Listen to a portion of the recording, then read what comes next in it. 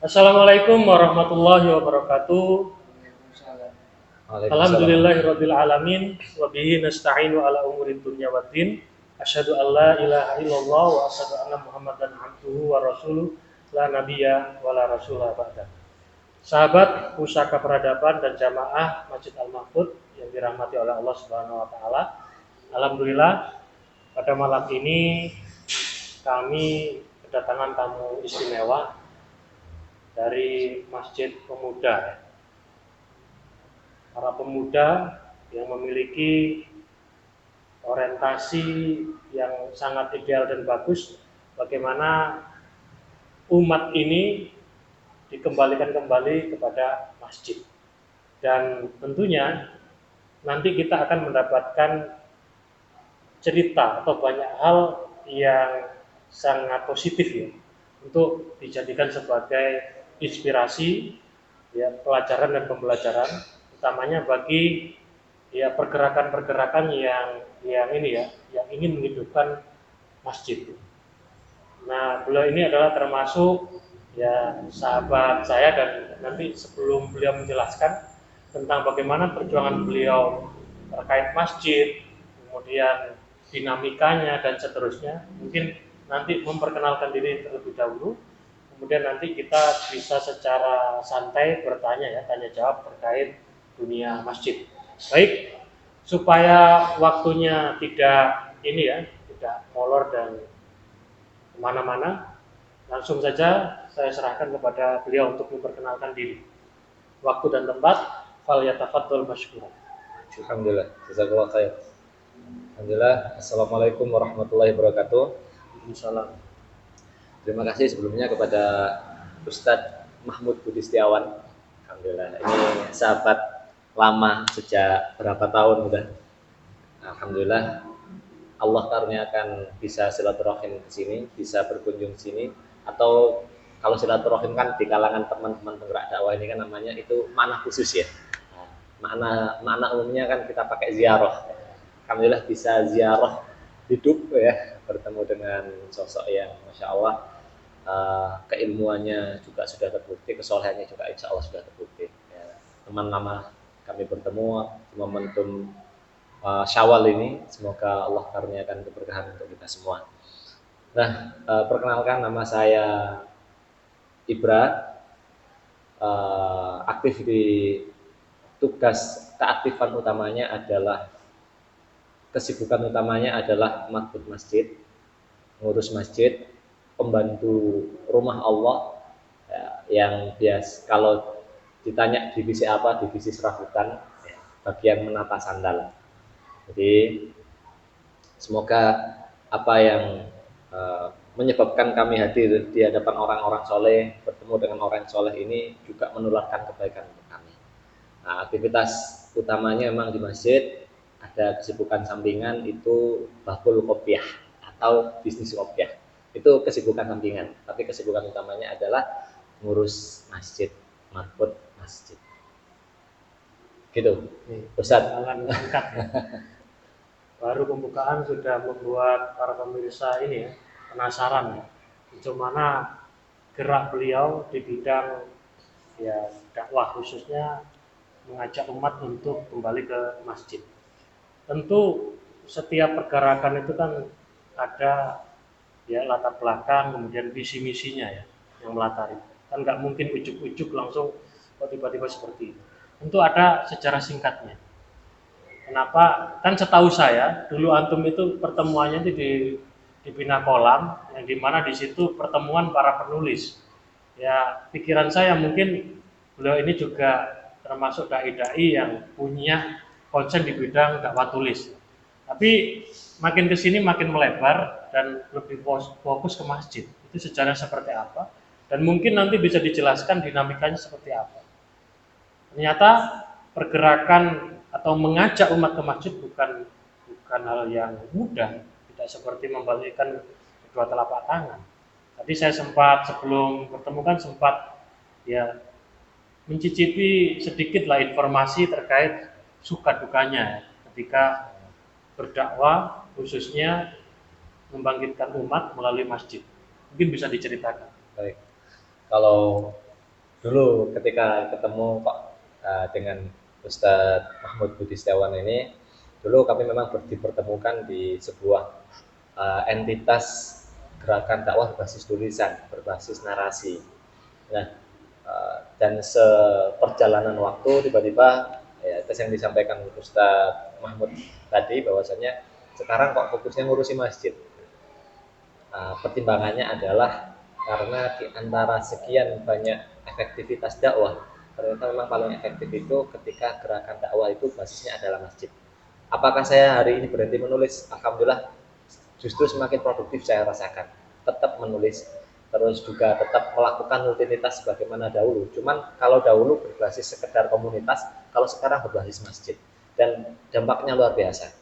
Alhamdulillah, kalau dulu saya berpikir bahwasanya paling efektif itu adalah tulisan, paling efektif. Ternyata setelah diukur soal efektivitas, ya menulis pun juga tetap efektif, akan menambah dampak yang luar biasa ketika dipusatkan di masjid, bukan sekedar basis komunitas. Itu yang saya rasakan.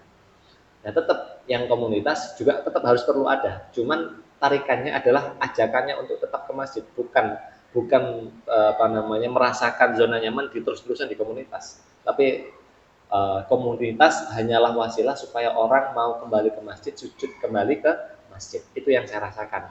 Dan saya merasakan juga efektivitas dakwahnya, masya Allah, subhanallah. Kalau menggunakan basis masjid, tetap menulis, tetap produktif menulis, insya Allah. Cuman putarannya adalah putaran masjid, ajakannya adalah ajakan ke masjid, terus selain ajakannya ke masjid adalah menjadi program masjid, menjadi ekosistemnya masjid. Tulisan ini menjadi kegiatan tulis menulis ini menjadi ekosistemnya masjid, bukan berdiri sendiri terpisah dari masjid. Nah, ini yang saya rasakan dampaknya luar biasa. Itulah kenapa kok sekarang alhamdulillah lebih fokus ke masjid, karena berbicara tentang efektivitas. Karena ketika kita mengenalkan diri sebagai seorang ahli masjid, marbot masjid, kita tetap bisa nulis, kita tetap bisa berbisnis, kita tetap bisa ngurusi yang lain, kita tetap bisa masak, jago kuliner semisal, jadi ahli di bidang kuliner, tetap kepake di masjid, menyediakan makan gratis. Jago nulis di masjid, masuk masjid tetap bisa kepake. Ya, ini tentang menarasikan tentang kebermanfaatan masjid, menarasikan tentang kemasjidan, menarasikan tentang fungsi masjid lewat tulisan. Kalaupun jago balap-balapan mungkin dulu, nah, tetap masih bisa kepake. Lah ini alhamdulillah hari ini perjalanan ke sini dari Surabaya ke Gresik tetap dikendarai oleh orang yang ahli pakai kendaraan gitu. Tetap semuanya kepake. Yang suka media, ya otak-atik punya kemampuan digital yang di atas rata-rata atau memang hobi di situ, ketika ke masjid tetap kepake. Jadi saya merasakan dengan masjid kita bisa tetap menjadi identitas kita tanpa kehilangan identitas. Tapi kalau saya mengakunya adalah kalau saya fokusnya ke kepenulisan, seolah-olah itu kok ke arah masjid, menarasikan tentang ke masjid itu berbeda. Tapi kalau kita sebagai seorang masjid, kita bisa jadi apa saja. Karena masjid ruang lingkupnya nggak sempit. Masjid ruang lingkupnya luas. Ada pasar, ada ekonomi, ada sosial, ada intelektual atau pendidikan, Baitul Quran, ada narasi jamaah, ya, ada imam, ada makmum, ada narasi, banyak sekali yang saya rasakan tentang kebermanfaatan masjid.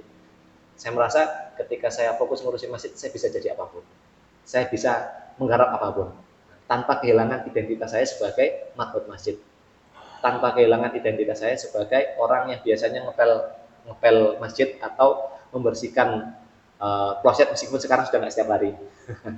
Ya, teman-teman yang di sini insya Allah cukup tahu rutinitas saya di Masjid Pemuda.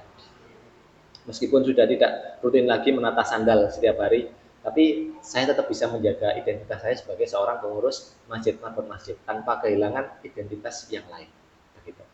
Mungkin diceritakan juga mungkin titik tolaknya dan titik baliknya apa kok sampai ada kesadaran seperti ini. Baik.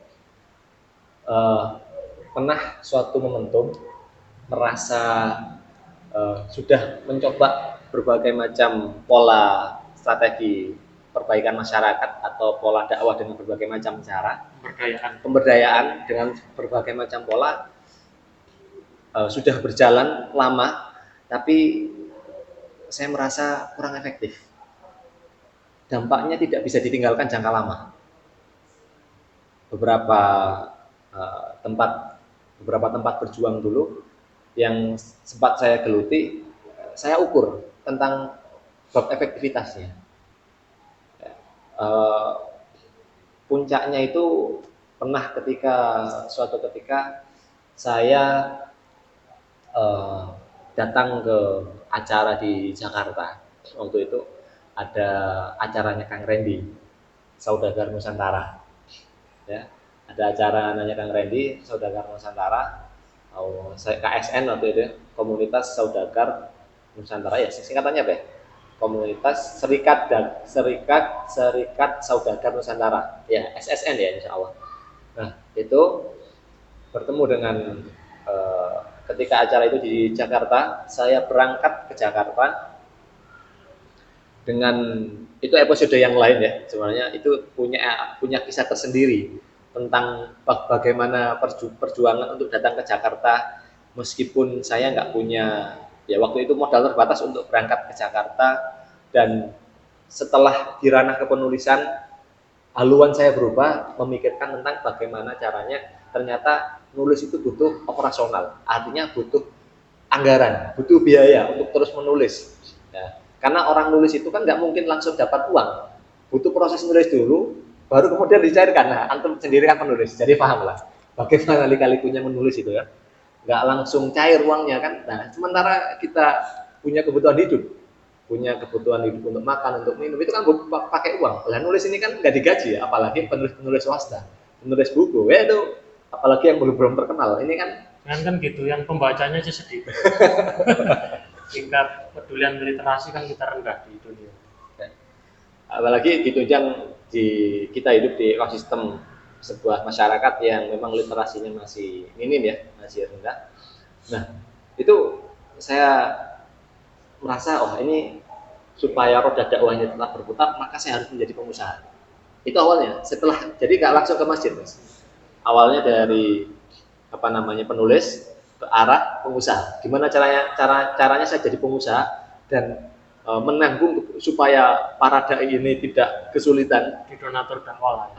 Jadi saya kepingin jadi donatur ini untuk para penggerak dakwah. Cita-citanya itu waktu itu. Akhirnya saya menggeluti dunia bisnis. Fokus ngurusi bisnis. Masya Allah, alhamdulillah. Dan akhirnya ada iklan SSN itu, Serikat Saudagar Nusantara. Saya punya kecenderungan untuk hadir. Ada narator bangsa waktu itu kan, Kang Randy waktu itu, saat Randy Saputra. Di teman kampung ini ada yang kenalan tuh, Hamim. Oh, Bani Suko ini teman kampung. Penjual seri jelek itu. Iya. Oh, Masya Allah. Iya, teman saya juga.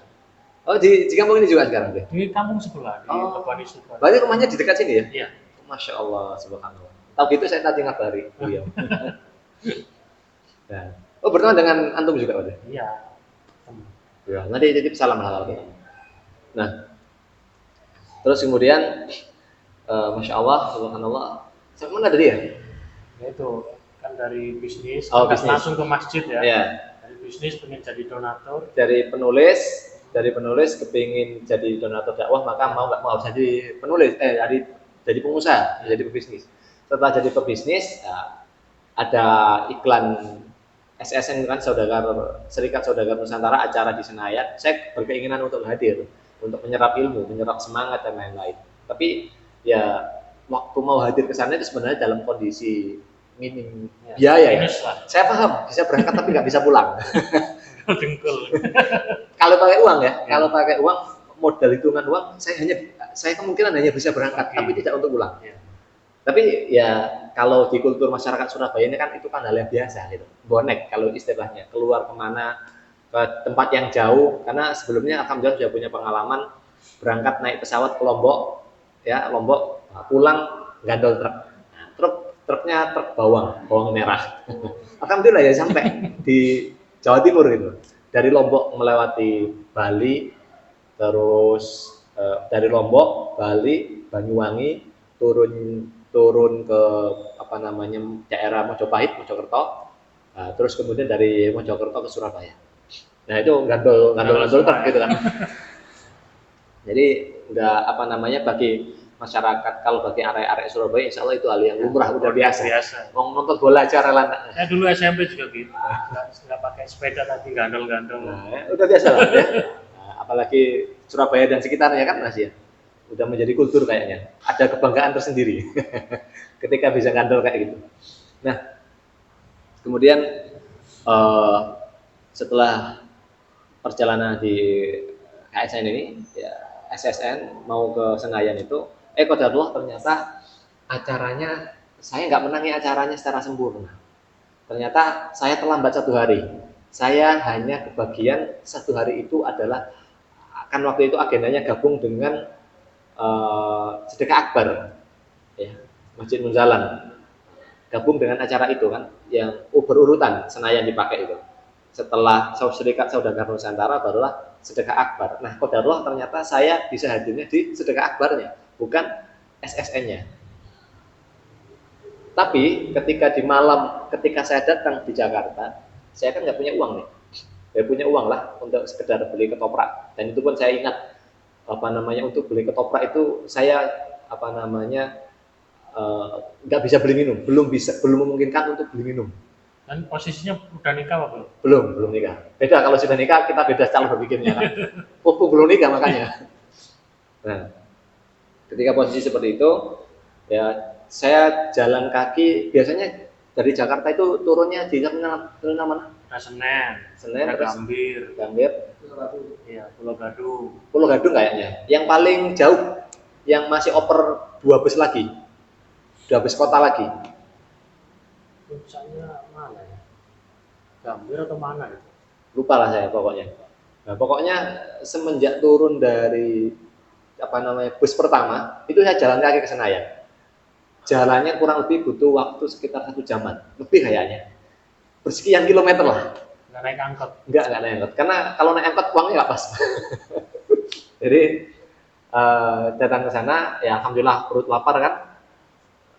Dan kemudian ada orang jual tahu ketoprak. Qadarullah saya beli ketoprak harganya 15.000. Waktu di Surabaya harga ketoprak masih harga di 10 ribuan. Di sana sudah 15.000. Nah, itu kemudian saya lebih memilih, akhirnya ya beli ketoprak dengan terpaksa, ya. Dan saya masih ingat ketopraknya waktu itu, sebenarnya ketoprak dalam kondisi cambanya udah agak basi. Ya, tapi ya namanya orang lapar, jadi terasa nikmat. Nah, alhamdulillah. Kemudian untuk minum saya berpikir cari masjid saja. Insya Allah di masjid ada air pan yang bisa diminum. Nah, alhamdulillah ketemu masjid di Senayan, dekat dengan Senayan. Itu ada masjid, saya tidur di situ dan minum sepuas-puasnya. Minum air pan, bukan minum beli air botol ya. Minum air pan. Misalnya air PDAM di Jakarta. Iya. Kalau bagi saya waktu itu, apalagi belum nikah kan, yang penting air bersih gitu aja. Bisa ini ya, nyambung hidup. Iya, bisa nyambung hidup. Urusan itu air apa, yang penting halal, bismillah. Nah, kemudian di sana ternyata masjidnya, ya, di daerah Senayan itu ada masjid, tidak perlu saya sebutkan namanya, ada masjid artinya. Nah, itu memang juga saya optimis ini cara Allah mempertemukan saya, akhirnya fokus ngurus masjid. Datang ke masjid, waktu itu masjidnya alhamdulillah terbuka untuk umum, cuman untuk yang bagian dalamnya tertutup. Jadi dibuka untuk bagian luar, bagian berandanya, pelataran lah. Udah bisa buat kontak orang untuk bertiduran kan sudah. Nah, saya istirahat di situ, tidur pakai tas. Waktu saya masih ingat pakai kaos, terus agak sobek-sobek dikit, ya. Tiduran di sana pakai tas, tidur, tasnya saya jadikan bantal. Kemudian di pertengahan malam saya mendengar di tas saya ini seperti ada suara kresek-kresek bunyi. Ternyata ketika saya melek, ya, di pertengahan malam itu ada seorang laki-laki, ya, yang tangannya masuk di dalam tas saya. Padahal saya tidur di situ, saya pakai bantal. Terus dicabut. Ketika saya bangun gini, orangnya diam. Jadi kami saling pandang. Pikiran saya waktu itu, wah, iki gelut gak yo? Pikiran saya waktu itu. Kayak film ya. Saya pikirannya gitu. Ini jelas orang ini udah jelas-jelas ambil barang, mau ambil barang di tas saya, itikannya nggak bagus. Saya mikir, wah, ini cak gelut gak ya? Tapi kalau gelut, saya ini pendatang di sini. Ya biasanya orang kayak gitu kan nggak sendirian gitu. wah ini nanti cari masalah yang tambahan. Akhirnya saya berusaha nggak ngomong apa-apa, ya saya sambil saling lihat, terus orangnya ngomong, yang bersangkutan itu ngomong, bang di sini hati-hati bang, banyak maling bang, di sini hati-hati. Padahal dia malingnya. Nah, saya nggak ngomong panjang lebar, saya lihatin aja orangnya ngomong apa, saya lihatin, lama-lama orangnya pergi sendiri. Udah, setelah itu ada rasanya nyesal, kenapa kok kata antemi, ada rasanya nyesalnya kayak gitu. Cuman ya sudahlah, namanya kejadian kan. Nah, setelah itu ya dan semoga yang bersangkutan juga bertobat. Ya, semoga Allah jadikan menjadi hamba yang lebih baik, menjadi hamba Allah yang lebih baik. Semoga juga kebencian saya di waktu itu bukan karena setan, bukan karena nafsu, tapi karena memang itu bukan suatu yang benar. Ya. Kemudian setelah itu, ternyata sampai subuh masjid-masjid sekeliling di daerah Senayan sudah mengumandangkan azan. Masjid yang saya tempati ini ketika subuh azannya terlambat dan di dalam masih terkunci. Waktunya azan di luar, nggak ada yang azan. Datanglah rombongan 4 orang waktu itu, ada Tok Yanur Hasan, ada Bang Abu, ada Bang Ahmad, ada bapaknya Bang EN. Hari ini beliau menjadi pengasuh di Masjid Ismuhu Yahya. Nah, ketemu bapaknya beliau. Nah, 4 orang ini, ya, saya di masjid itu, beliau datang berempat ketika saya ambil wudhu. Nah, dengan tampilan beliau, kan waktu itu saya termasuk baru di Jakarta kan, belum tahu bagaimana cara komunikasi orang Jakarta pada umumnya. Saya pikir orang yang menggunakan kata bang itu otomatis orang Jakarta, ternyata ya enggak gitu. Jadi waktu itu saya kira orang Jakarta kan, 4 orang ini saya kira orang Jakarta, datang mendatangi saya, tanya ke saya, bang, sudah adzan bang? Saya ngira orang ini adalah takmir sana, takmir madrasahnya. Apalagi saya habis mengalami episode yang seperti itu, udahlah berangkatnya dapat bus yang nunggunya lama, kehujanan dan lain-lain lah. Di dalam bus itu waktu itu karena celana basah kena hujan. Di dalam pertama kali ke Jakarta. Iya, yang kedua. Tapi yang sebelumnya kan pakai bus pesanan, travel. Jadi tinggal ikutin bus aja kan. Kalau ini enggak, murni dari terminal. Dan itu kalau di Jakarta kan waktu yang pertama itu kan cuma 1 hari. Jadi nggak kenal apa-apa langsung pulang. Kalau di yang ke Jakarta kedua ini, ya, itu episode yang luar biasa. Nah, kemudian setelah saya datang di sana, ya, wudhu, ada 4 orang yang saya sebutkan tadi.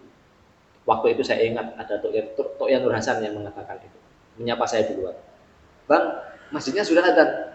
Oh, belum Pak. Saya bilang itu, belum Pak. Kuncinya mana Pak? Ya waktu itu kan saya agak-agak emosi ya, jadi jawabnya agak-agak belayar-belayar gitu, agak ngegas.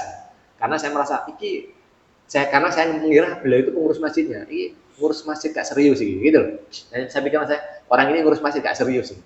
Masa pengurus masjid tanya udah ada atau belum malah kepada orang lain, bukan kepada bukan kepada timnya sendiri atau kepada yang bersangkutan. Karena saya mengira beliau ini pengurus masjid itu.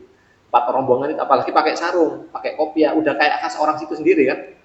Nah, kemudian belum Pak, kuncinya di bawah nggak Pak? Saya bilang gitu. Oh, saya nggak bawa kunci. Ya iyalah, bukan orang situ. Nah, kemudian saya masih mengira beliau itu orang situ kan, rombongan 4 itu.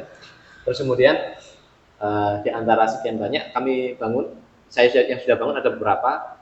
Kemudian mereka ngobrol dengan 4 orang ini ngomong, ya udah kalau gitu kita sholat di sini aja di pelataran dapat beliau menunjuk salah seorang teman di situ. Kalau nggak salah atau yang minta Bang Ahmad untuk azan.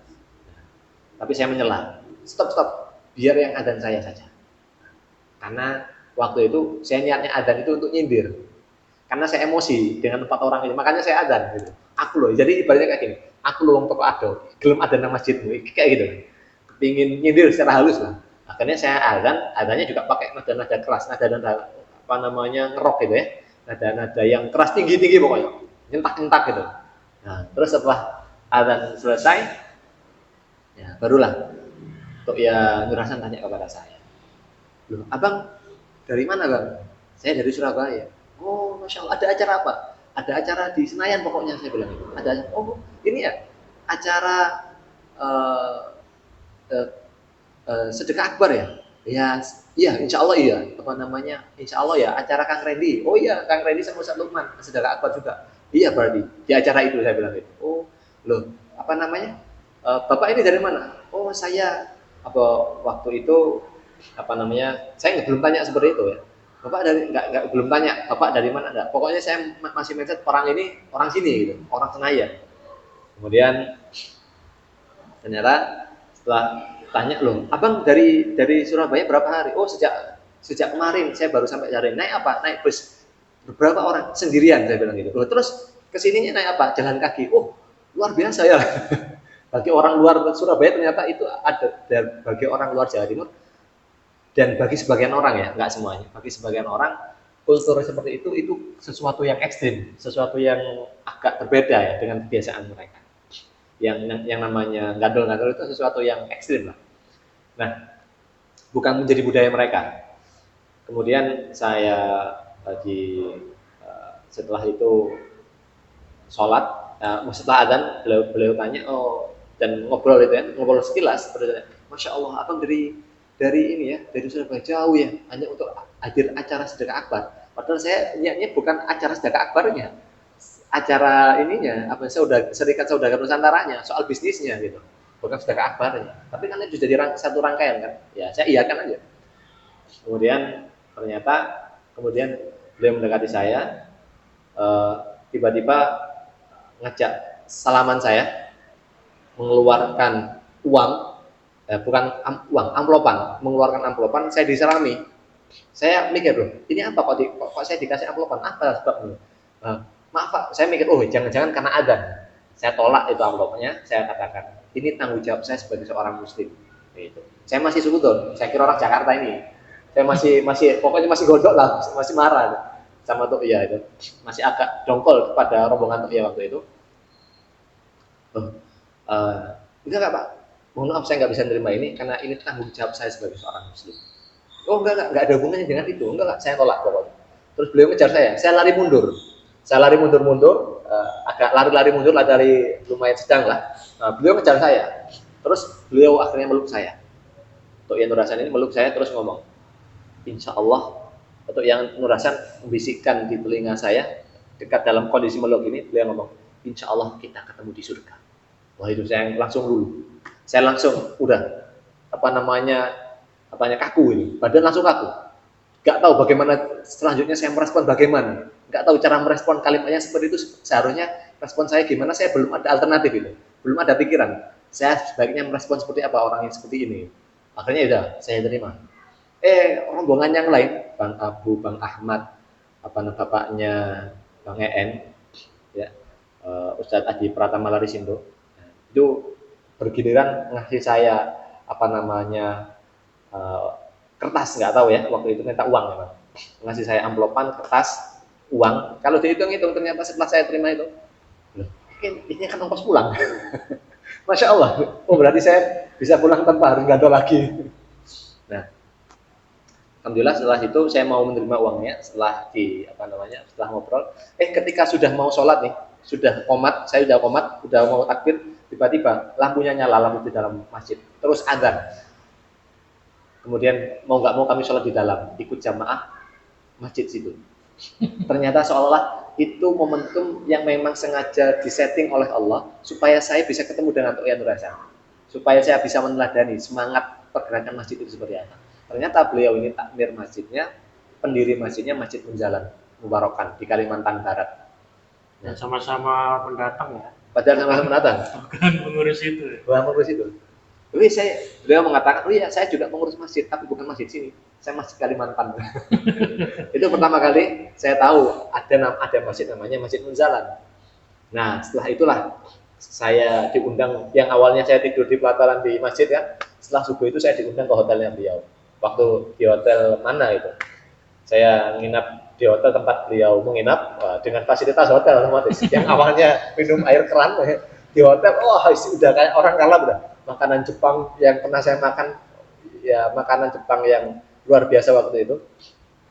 Nah apalagi modelnya ini kan prasmanan kan, wah bagi orang yang kelaparan itu kan kalap itu, gasak semua pokoknya. Nah, alhamdulillah setelah itu berjalannya waktu di sana, yang awalnya hidup atau tidur di masjid, tidur di pelataran masjid, saya alhamdulillah diundang oleh Toya untuk ikut ke atas ke tempat hotelnya beliau. Kami ngobrol juga, istirahat juga sambil ngobrol. Saya menjelaskan tentang gagasan-gagasan saya tentang dakwah, sudut pandang saya tentang dakwah, beliau juga menyampaikan. Kami mengalami kecocokan. Nah, setelah itulah beliau ngomong ke saya, ayo bang, kapan-kapan ke Pontianak, pindah aja ke Pontianak. Sempat ditawarin untuk pindah ngurus ikut terlibat di Masjid Menjalan waktu itu.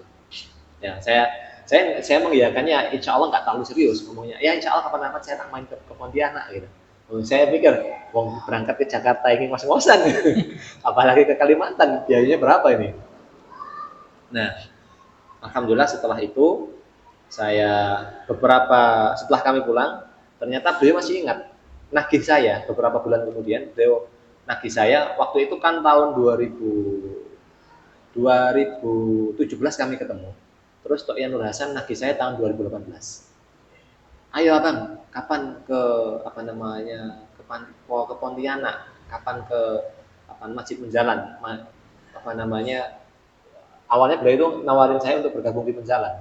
Terus saya jawab, ini Tok ya saya istiqoroh dulu. Ya makanya dalam rangka istiqoroh, abang ke sana ke Masjid Menjalan itu dalam rangka istiqoroh. Oh gitu ya, ya insya Allah siap. Insya Allah Tok ya, kapan rencananya? Saya milih tanggal yang sekiranya jauh sampai sekiranya orangnya lupa. Karena jelas-jelas ini kayaknya saya nggak nutup kalau untuk berangkat ke sana uangnya. Jadi saya 2017 itu saya diajak untuk ke sana.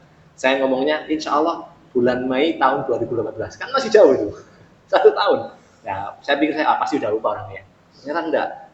Ketika bulan Mei, tiba-tiba belum jawab saya, abang sudah saya belikan tiket untuk ke Kalimantan. Oh iya, bagaimana coba? Kita udah nggak bisa nolak, udah dibelikan tiket, tinggal berangkat. Alhamdulillah, kemudian saya berangkat. Setelah berangkat, sampai sana barulah saya tahu konsep kemasjidan. Masjid yang ideal itu seperti apa. Saya melihat secara kasat mata tentang pergerakan Masjid Menjalan, bagaimana Tok Nur Hasan, bagaimana Ustadz Lukman Nur Hakim yang menggerakkan roda dakwah di sana berbasis masjid. Saya melihat dari ujung sampai ujung, bahkan diajak keliling safari dakwah, ngisi di masjid-masjid di Kalimantan Barat. Jadi diajak untuk keliling Jawa Kalimantan Barat untuk ngisi ke masjid-masjid. Padahal waktu itu saya statusnya belum ngurus masjid. Ya, hanya anak kemarin sore bisa jadi. Tiba-tiba saya datang ke sana, abang udah saya siapin jadwal untuk ngisi di masjid-masjid loh. Saya mikir, kok abang ini saya niatnya ke situ bukan untuk ngisi kajian gitu. Saya datang ke sana bukan untuk mengisi pengajian, tapi untuk menggugurkan kewajiban sebagai janji bahwasanya saya bakalan ke sana. Ternyata ya udah, karena tiket udah diberikan kan, saya nggak bisa nolak. Sampai sana akhirnya ngisi dari masjid ke masjid keliling, dari Kalimantan, dari Pontianak, Kuburaya, Sungai Raya Dalam, terus dari mana itu banyaklah, Ketapang dan daerah yang lain, banyak, Singkawang dan lain-lain lah. Nah, setelah itu saya tahu konsep bagaimana Tok ya. Jadi kan selama 2 pekan waktu itu saya di sana, di training sama Tok Nur Hasan. Jadi saya statusnya ini sebenarnya murid, tapi beliau menempatkan saya seolah-olah saya ini ahli ilmu gitu, seolah-olah kayak gitu. Mitra dakwah lah. Ya. Itu merasa sebagai mitra dakwah, tapi beliaunya merasa sebagai partner dakwah ya. Tapi saya merasa beliau itu guru saya. Akhirnya saya banyak belajar ke beliau kan, tentang menghidupkan masjid itu awalnya kayak gini, seperti ini.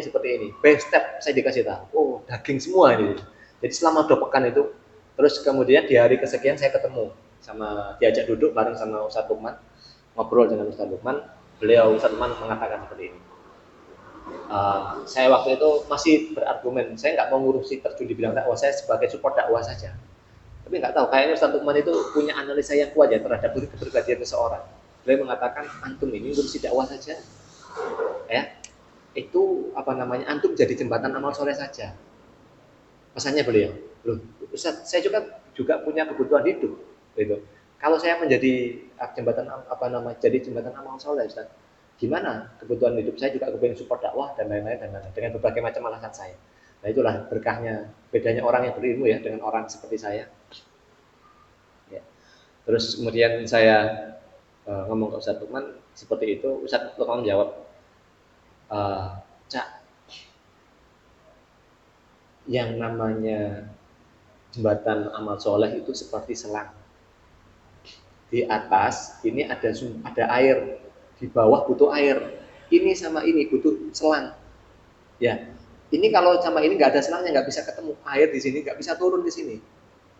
Maka posisi kita ini ada di menjadi selang. Masa sih jadi selang air nggak teles? Katanya gitu. Padahal orang Kalimantan, tapi ngomong mosok nggak teles gitu. Ternyata dia lulusan Gontor. Masa sih nggak teles gitu. Terus saya masih berusaha mencerna kalimat itu. Pulang itu saya mencerna. Apa maksudnya nggak teles ini ya? Oh ternyata saya paham, berkah dari menjadi jembatan amal soleh. Jadi jembatan dakwah. Jadi jembatan orang baik tetap orang orang yang memiliki ilmu, orang yang memiliki. Jadi intinya kita jadi jembatan saja, jembatan untuk orang-orang berilmu, jembatan untuk orang-orang yang memiliki orang-orang yang dermawan. Ya, kita menjadi jembatan untuk ahli ilmu, kita dapat ketularan ilmunya, menjadi jembatan untuk orang dermawan, ya kita juga otomatis kecipratan rezekinya dari ilmu bisnisnya, otomatis itu saya rasakan itu. Dan masya Allah subhanallah, setelah itu saya dari pulang itu ketika ke Surabaya itu saya mikir gitu, apa maksudnya ini menjadi selang gitu, menjadi masa sih nggak teles jadi selang. Kemudian setelah pulang ke Surabaya, Ustadz Lukman juga menghubungi saya ketika ke Gontor, ngajak saya ke nawarin saya untuk ke Gontor. Saya otomatis ikut, siap Ustadz, saya ikut Ustadz. Ikut ke Gontor, nah itu ke Gontor kurang lebih insya Allah 3 hari saya di Gontor, nemenin Ustadz Lukman, diajak safari ke Gontor, terus beliau ngajak saya ke sebuah masjid, bukan masjid yang besar, tapi masjid yang kecil, Masjid Atik kalau nggak salah. Iya namanya. Masjid Gontor yang kecil itu lupa saya, lupa. Masjid yang pertama didirikan pokoknya. Beliau mengatakan, Cak, peradaban sebesar Gontor ini dimulai dari masjid kecil ini.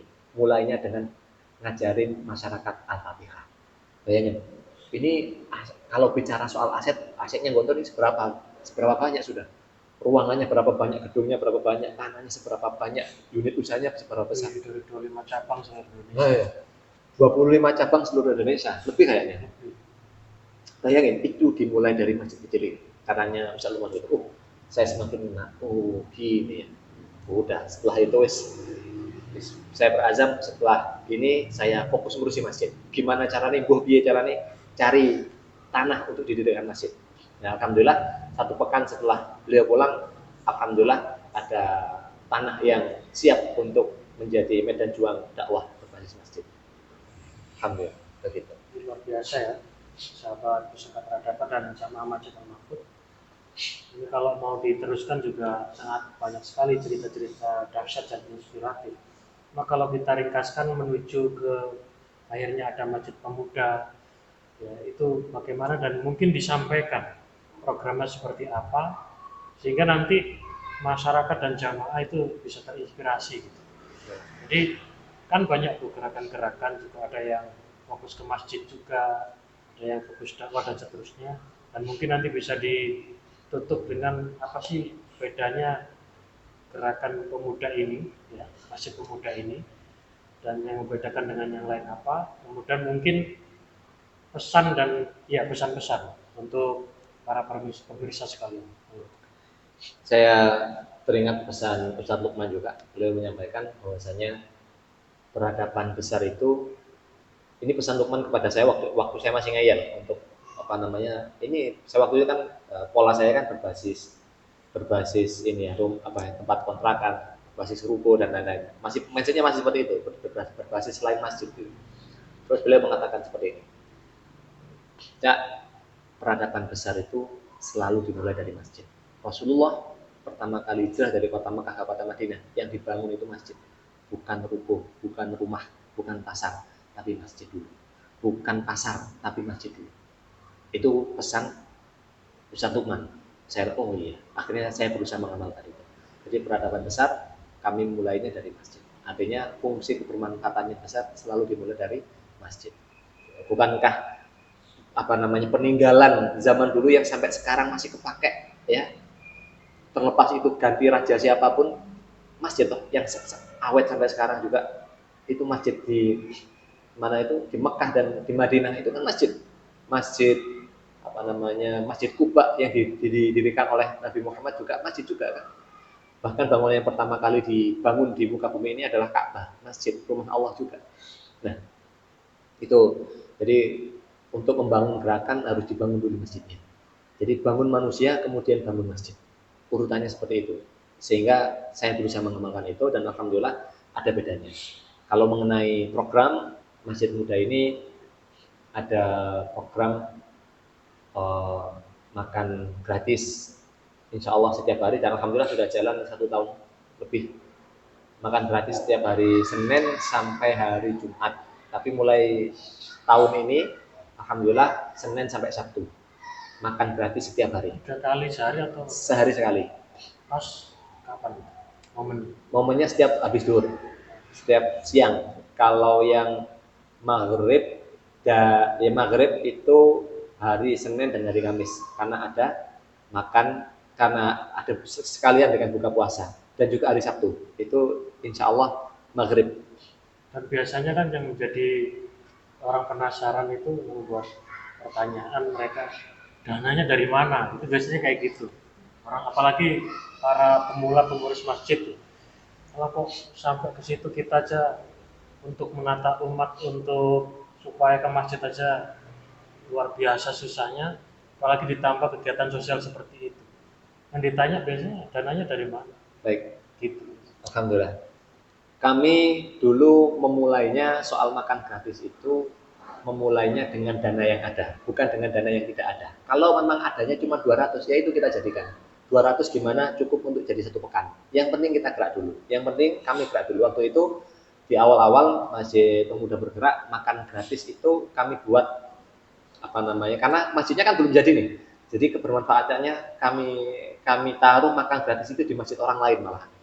Untuk makmurkan masjid orang lain nggak ada masalah bagi kami karena yang penting masjid itu makmur. Masjid-masjid yang ada di Indonesia semuanya makmur, harapannya kan gitu. Jadi nggak harus di satu masjid, banyak masjid juga boleh. Jadi kami alhamdulillah adanya cuman waktu itu ada 200.000 ya. Alhamdulillah ada 200.000, kami bagi menjadi gimana caranya 200.000 cukup satu pekan. Berarti kan menyediakan makan gratisnya nggak langsung banyak. Waktu itu sehari 5 porsi. Kami awali dengan seperti itu. Sehari 5 porsi, sehari 5 porsi, sehari 5 porsi.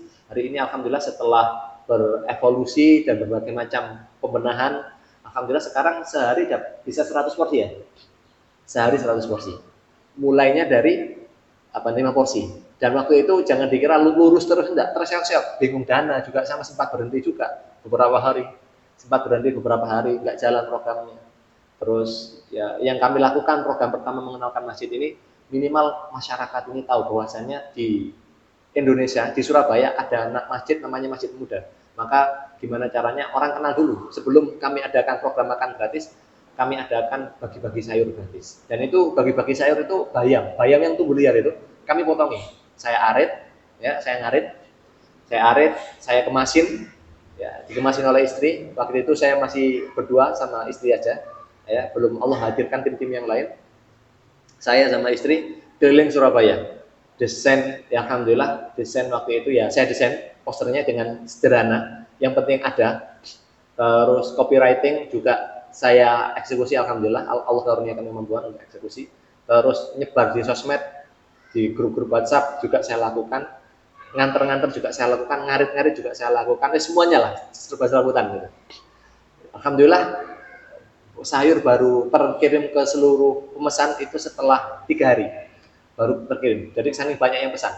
Padahal itu sayur sederhana, bayam liar kan, tapi ya alhamdulillah banyak yang mau. Dan dari sanalah saya posting juga kegiatan itu di medsos. Orang awal-awal ya cuma melihat, lama-lama respect, lama-lama kemudian tanya-tanya, lama-lama kemudian mendukung. Terus istiqomah, upload di medsos. Terus saya narasikan terus kebermanfaatan masjid. Nah, alhamdulillah bertahap Allah hadirkan sekarang program-program tambahan. Allah karuniakan program-program tambahan seperti ada selain warung makan gratis, ada majelis sadar diri, ada juga sadar subuh, ada juga program untuk para tamu mulia. Jadi tamu-tamu ini ketika datang ke masjid difasilitasi. Insya Allah setiap tamu yang datang harap konfirmasi di nomor WhatsApp ya, supaya disiapkan. Ya, jadi tamu-tamu yang datang ini mau kaya mau miskin, ya itu dipersilahkan untuk istirahat di sana dan dapat makan. Saya pernah lihat di medsosnya itu ada kasurnya gitu. Ya, kalau nggak salah. Alhamdulillah difasilitasi kasur dan bantal, meskipun masih kasur bawah ya. Bisa milih mau dipakai kasurnya boleh, mau nggak dipakai juga boleh. Ada bantalnya, ada kasur lipat gitu loh. Kasur yang digulung, ya kasur lantai seperti itu. Nah, itu juga ada program namanya program untuk santri khidmat, artinya yang para pemuda yang ingin memperbaiki diri, yang mau tobat memperbaiki diri, ya difasilitasi di Masjid Muda menjadi santri. Dan itu tidak dipungut biaya, full beasiswa semua. Nggak perlu cemas kebutuhan makan, karena kebutuhan makan sudah ditanggung masjid. Nggak perlu cemas kebutuhan tempat tinggal, karena tempat tinggal di fasilitasi masjid, disediain kamar, alhamdulillah untuk para santri khidmatnya. Terus juga nggak perlu cemas untuk besok nikah dengan siapa, karena pertanyaannya bukan tentang nikah dengan siapa, tapi ilmunya sudah siap belum untuk menikah. Alhamdulillah di Masjid Muda juga ada program untuk santri-santri ini supaya fokus ngurus masjid. Untuk nikah nggak perlu khawatir, masjid siap. Jadi ada program namanya solusi untuk musafir asmara. Artinya orang-orang yang jomblo ini musafir dan fakir asmara. Musafir dan fakir asmara.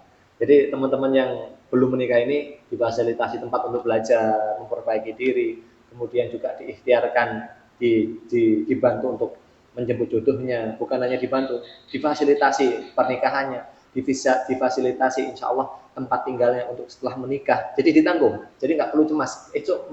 Besok kalau saya sudah menikah, gimana nanti? Tenang, masjid insya Allah siap mengawal. Kebutuhan hidup ditanggung masjid tetap. Nah itu.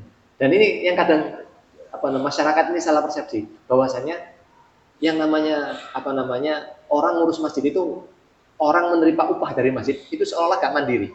Ini kan yang menjadi sudut pandang yang perlu diluruskan, bahwasanya yang definisi mandiri nggak seperti itu.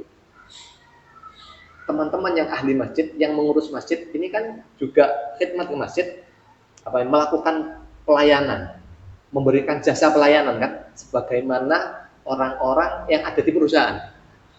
Cuma beda payung kan ya. Jadi oke lah, mengabdi untuk masyarakat. Iya, mengabdi untuk masyarakat. PNS kan juga mengabdi untuk masyarakat. Aparat negara, DPR, dan lain-lain itu kan juga melakukan jasa untuk perbaikan masyarakat kan, melayani masyarakat. Sama orang-orang masjid juga melakukan pelayanan itu. Tapi kenapa kok ketika PNS ngapunten nih, kalau ketika PNS menerima gaji itu nggak ada narasi kamu ini jadi PNS harus mandiri. Tapi kenapa kok ketika giliran marbot masjid, pengurus masjid hidup dari link ekosistem masjid itu kok dituduh gak mandiri? Padahal orang yang sedekah itu juga memang sedekahnya sudah akadnya udah dijelaskan. Kenapa kok definisi mandiri ini hanya untuk orang-orang yang yang terlibat di dalam hal yang kemasjidan?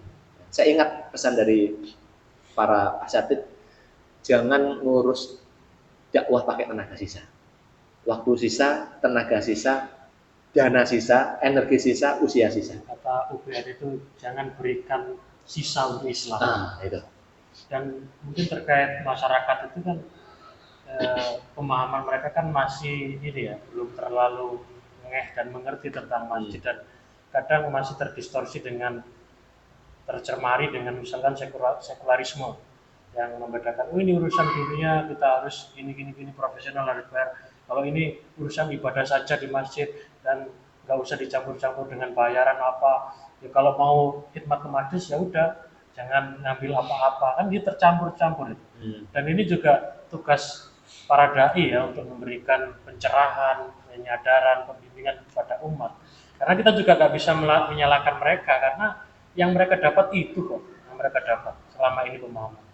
Dan dengan adanya gerakan seperti ini, lambat laun kan juga memberikan pencerahan di antara masyarakat, sehingga persepsi yang kurang pas seperti itu tadi ya sedikit demi sedikit bisa ya terkurangi lah. Betul. Maka hari ini yang menjadi fokus kami, ya kami menyadari masyarakat ini tidak semuanya paham, dan itu bukan salah masyarakat. Ini tanggung jawab kita untuk memahamkan.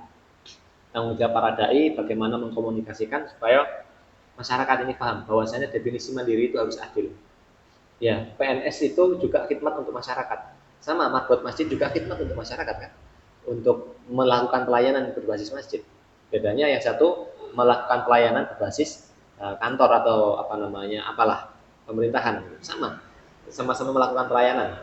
Nah, maka tugas kita ini adalah mengedukasi masyarakat, dan kemudian alhamdulillah di Masjid Muda ada program namanya Dia Pekah, Hadiah Penggerak Kebaikan, yang dimana memang bagaimana mensupport para penggerak dakwah ini agar bisa lebih maksimal untuk berkhidmat kepada masyarakat, untuk memberikan kebermanfaatan pelayanan kepada masyarakat. Nah, kalau kita tarik sedikit ya belakang sejarah, itu memang kalau kita lihat peradaban Islam itu sama masa Rasulullah, kemudian berkembang pada masa sahabat dan seterusnya, ya para dai, bukan hanya dai ya, itu masyarakat juga sangat diperhatikan ya. Ya, dan termasuk pengurus-pengurus masjid itu kan diambil dari dana Baitul Mal. Kemudian juga ada namanya dana wakaf. Itu kan untuk pemberdayaan. Kalau antum membaca tentang kisah-kisah wakaf itu, bahkan ada wakaf khusus untuk makanan burung. Jadi kan ada burung yang sifatnya migrasi jarak jauh itu. Kalau ada yang sakit, mereka dirawat. Burung aja begitu dimuliakan dengan dana wakaf. Apalagi di masjid. Masjid juga gitu. Ya, saya juga teringat di Mesir itu imam, ya muadzin itu dibayari oleh pemerintah, dan nggak ada yang nyinyir kan, kok demi masjid kok nggak ada dibayar. Bukan, memang layak mereka itu dimuliakan. Ya, jangan sampai muncul ya stigma negatif kalau ngambil kayak tadi, kalau nerima pasti negatif gitu. Kan nggak seperti itu caranya. Kalau misalkan potensi umat melalui dana wakaf ini benar-benar diberdayakan seperti zaman dulu, ini luar biasa dahsyat. Luar biasa. Bisa terjadi kesinambungan dan hubungan yang harmonis antara para dai dan masyarakat. Dan tadi kan disebut kata jembatan, benar-benar menjadi jembatan kebaikan antara ya kebaikan Islam kepada masyarakat. Ya syukur-syukur nanti menjadi jembatan ke surga. Ya reuni di sana. Ya. Dan ini yang program yang sangat strategis dan sangat luar biasa. Dan kalau kita membaca kisah tadi, para nabi dan sahabatnya juga mulai dari masjid. Dan saya sangat mengapresiasi, dan mudah-mudahan di Masjid Al-Mahfud ini juga ikut ketularan positifnya. Mungkin terakhir closing statement ya, dari antum sebagai praktisi dakwah langsung ya dalam masjid. Dan sedikit sebelum itu mungkin apa sih bedanya dengan gerakan-gerakan masjid yang lain gitu kan? Mungkin secara singkat, kemudian ditutup dengan closing statement. Baik, Bismillahirrahmanirrahim. Jadi kalau untuk masjidnya, ya, kalau untuk perbedaan, insya Allah saya optimis orang-orang yang hatinya lurus, jiwanya lurus karena mengharap ridha Allah, insya Allah kalaupun ada perbedaannya mungkin hanya masalah atau hal teknis, hanya tentang hal teknis. Kalau saya lihat sama-sama, insya Allah sama-sama ngajak orang sujud kembali kepada Allah. Tujuannya sama-sama menjemput caper kepada Allah supaya dapat ridha Allah. Kalau untuk perbedaan itu kan macam-macam ya teknisnya. Kalau kesamaannya insya Allah sama-sama mengharap ridha Allah, sama-sama kepingin supaya banyak orang kembali kepada Allah, kembali sujud, kembali belajar Al-Quran. Ya, harapannya juga banyak para masyarakat juga, kita para dai juga perlu banyak mengedukasi bahwasanya para penggerak dakwah, guru ngaji, petugas kebersihan masjid, terus imam masjid, bilalnya atau muadzinnya yang ngurusi semua tentang dakwah, guru ngajinya, guru TPQ di kampung lah, guru ngajar Iqra di kampung lah, itu semua adalah roda penggerak dakwah. Dan yang hari ini kita butuhkan sebenarnya, kalau saya analisa, hari ini yang paling dibutuhkan itu bukan lagi, ya tetap butuh wakaf berupa barang, tapi jangan dilupakan, ulama dulu kan ketika mewakafkan barang juga mewakafkan untuk sesuatu yang produktif, artinya untuk menopang kebutuhan operasional dakwah. Hari ini banyak wakaf itu tidak termaksimalkan fungsinya kan, banyak tanah wakaf tapi tidak segera menjadi manfaat kan, masih nganggur, nggak produktif. Nah, untuk memproduktifkan itu butuh SDM. Nah, SDM yang bisa fokus ke situ, otomatis urusan dapurnya harus ngebul dulu. Maka kita harus berani mengeluarkan biaya, ya masyarakat kita juga mengajak masyarakat, berani mengedukasi masyarakat, berani mengeluarkan biaya agar bersama-sama ya menunjang kebutuhan SDM, menunjang ikut berkontribusi agar roda dakwah ini tetap bisa berputar. Kita kontribusi kepada SDM, lebih kepada sumber daya manusia. Artinya ada yang bagian menyediakan waktunya, ada yang menyiapkan, wis kamu fokus ngurusi masjid, kebutuhan dapur, kebutuhan makan, kebutuhan minum, kebutuhan keluarga, biar kami ini yang menopangnya, gitu. Ini yang bagian menopang inilah yang hari ini jumlahnya masih terbatas, menopang kebutuhan operasional dakwah. Al-Quran saya pernah melihat secara langsung guru ngaji yang memiliki ilmu Al-Quran, meskipun tidak memiliki banyak mushaf Al-Quran, itu bisa ngajarin ratusan orang baca Al-Quran. Ya, tapi kalau mushaf Al-Quran stoknya ada di masjid, tapi nggak ada gurunya, nggak terbaca itu Al-Qurannya, nggak ada yang bisa baca itu. Jadi manuskrip. Akhirnya berdebu, terus dimakan rayap. Maka yang hari ini yang dibutuhkan adalah, ayo saya mengajak teman-teman jamaah Al-Mahfud, Masjid Al-Mahfud, juga mengajak sahabat apa tadi? Sahabat Pusaka Peradaban. Ayo kita topang, kita dukung pergerakan para penggerak-penggerak dakwah ini. Kita dukung, jangan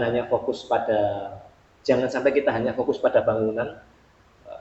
Karena Rasulullah ketika membangun masjid tidak langsung bagus, yang difokuskan adalah SDM-nya dulu sebelum bangunannya.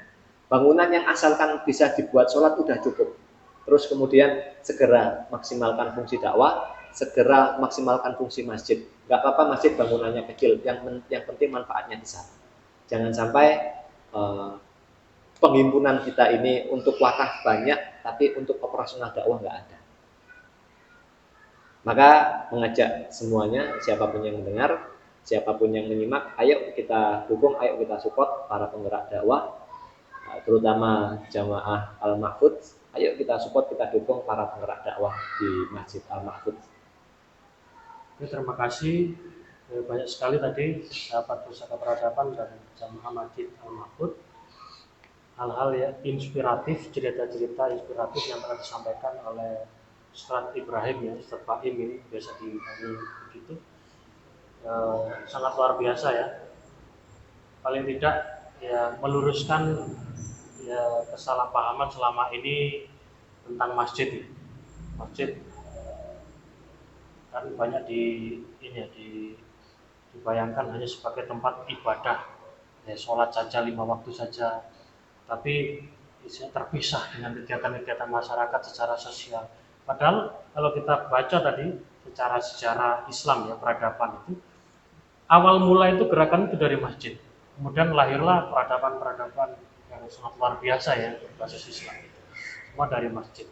Dan kalau kita membaca nih ya, sebagai penutup surat At-Taubah ayat 18 ini itu kan menggunakan kata innama ya'muru.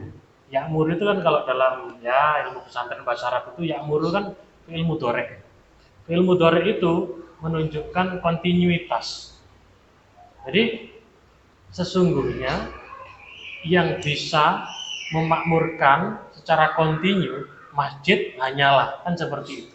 Artinya kan kerja-kerja besar memakmurkan masjid ini adalah ya kerja yang luhur dan harus berkesinambungan dan ada kriteria-kriteria khusus yang bisa menjalankan misi luhur ini.